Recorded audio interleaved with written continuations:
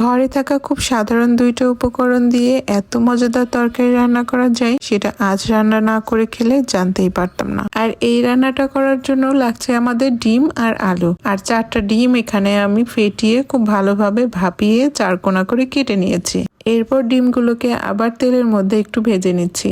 আপনারাও চাইলে এভাবেও করতে পারেন, আবার চাইলে ডিমগুলোকে সিদ্ধ করে সুন্দরভাবে তেলে ভেজেও রান্না করতে পারেন। আমার কাছে ডিমগুলো এভাবে ভাপিয়ে রান্না করাটা একটু নতুন লেগেছে, তাই আমি এভাবেই রান্না করছি। ডিমগুলোকে ভাপিয়ে অথবা সিদ্ধ করে যেভাবেই রান্না করি না কেন স্বাদ কিন্তু একই রকম লাগবে। ডিমগুলো ভেজে নেওয়া হয়ে গেলে ওই একই কড়াইতে ছোট ছোট করে কেটে রাখা আলুগুলো লবণ আর হলুদের গুঁড়া দিয়ে খুব ভালোভাবে লাল লাল করে ভেজে উঠিয়ে নিব। চাইলে আলুগুলোকে ফ্রেঞ্চ ফ্রাইয়ের মতো কেটে নিতে পারেন। আমার কাছে এই সাইজটা বেশি ভালো মনে হয়েছে বলে আমি এভাবেই কেটে নিয়েছি। আর আলুগুলোকে এত সুন্দর লাল লাল করে ভেজেছি যে মনে হচ্ছিল এই আলুগুলো শুধু শুধু ফ্রেঞ্চ ফ্রাইয়ের মতোই খাওয়া যাবে। সবগুলো আলুকে এভাবেই লাল লাল করে ভেজে নেওয়া হয়ে গেলে উঠিয়ে নিয়েছি। আর সেই একই তেলে 2টা শুকনো মরিচ ফোড়ন দিয়ে বেশ কিছু পেঁয়াজ দিয়ে হালকা বাদামি করে ভেজে নিচ্ছি। এরপর 1 চামচ আদা বাটা আর রসুন বাটা দিয়ে ভালোভাবে কষিয়ে নিব। এই পর্যায়ে স্বাদ মতো লবণ, হলুদের গুঁড়া, মরিচের গুঁড়া, জিরা আর ধনিয়ার গুঁড়া দিয়ে সামান্য কিছুটা পানি দিয়ে খুব ভালোভাবে মশলাটাকে কষিয়ে নিব।